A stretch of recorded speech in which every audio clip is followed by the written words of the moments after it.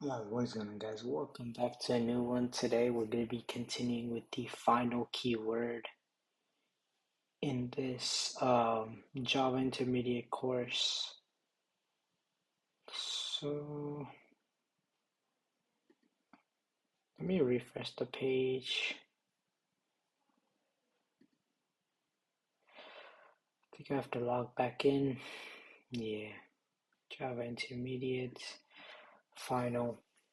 So let's go ahead and use the final keyword to mark a variable constant so it can be assigned only once.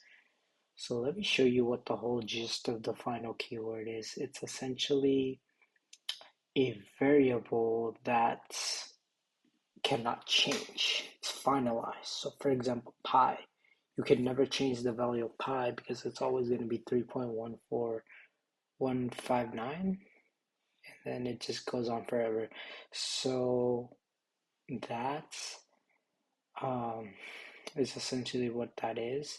So this is the example. So pi is now a constant. Any attempt to change it will cause an error. Methods in classes can also be marked final. This serves to restrict methods so that it can't be overridden in classes, so it can't be subclassed. These concepts will be covered in the next module. So what keyword makes a variable constant? It's going to be the final keyword. So super short, super sweet. And yeah, that's gonna end it right here. Thank you for watching, and I'll see y'all in the next one.